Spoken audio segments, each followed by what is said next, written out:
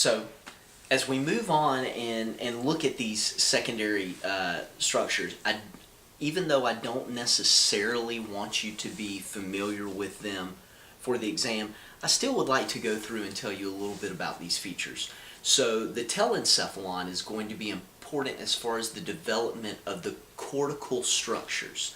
So if you remember, when we look at the brain, and it's this big, huge mass of folded tissue, what you find is that the part that we see and that we associate with the brain is referred to as the cerebral cortex, sometimes just called cortex and sometimes just called cerebrum.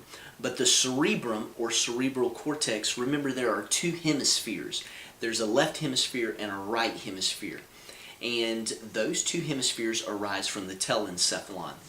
The diencephalon is going to compose mainly midbrain / hindbrain structure. So this is going to be things like the hypothalamus and the thalamus.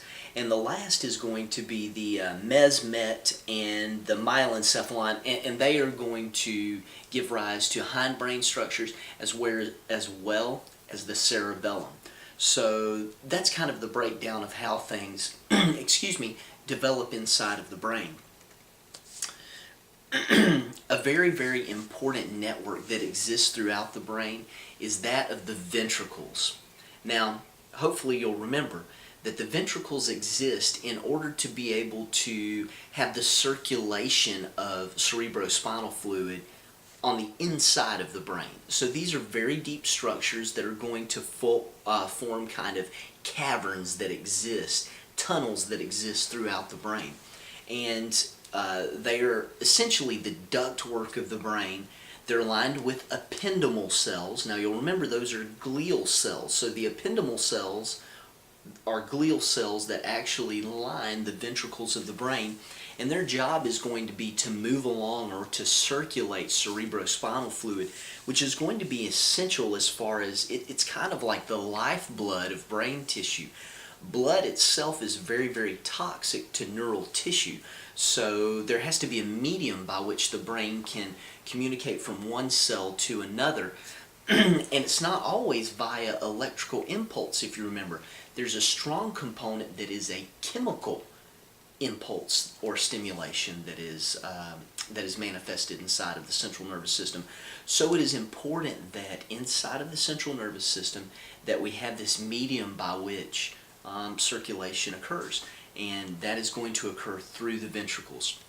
If you remember, the lateral ventricles are going to exist, and they're going to take up a huge amount of real estate inside of the brain. One interesting thing that they do is they actually decrease the weight of brain tissue. They do that because they're a hollow section that is composed of a fluid rather than being a thick mass of tissue.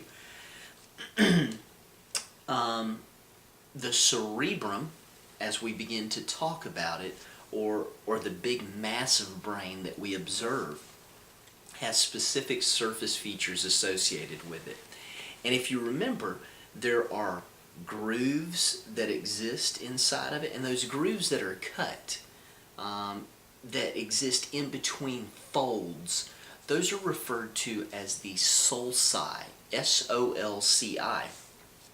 A single sulci is called a sulcus.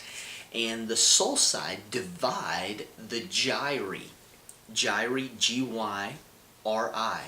The gyri, and a single gyri is a gyrus.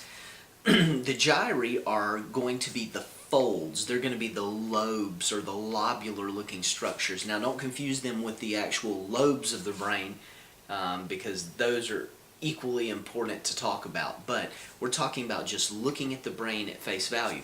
Now, a lot of lower functioning mammals do not have these types of folds.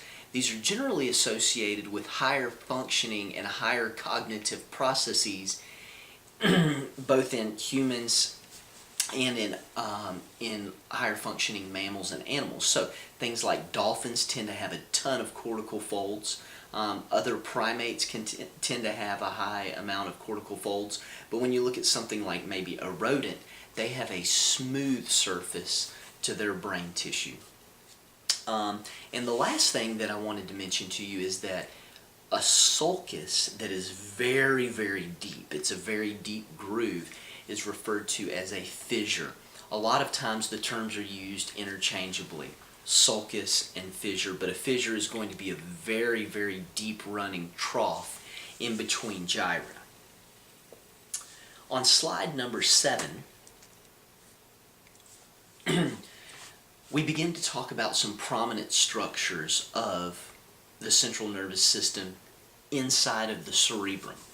And as we talk about the cerebrum, there is a longitudinal fissure. And if you remember, this runs from front to back, or anterior to posterior, and this is going to divide the brain into two different halves. Those two halves are called hemispheres, left and right hemisphere.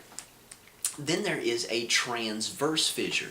And you'll remember that the transverse fissure is going to segregate or divide the cerebrum from the cerebellum. And the cerebellum, though it is part of the central nervous system and is part of the brain, is a very, very different structure. It kind of exists on its own. And so we talk about the cerebrum and then the cerebellum, which it kind of looks like that cauliflower on the back of the brain or on the posterior side of the brain.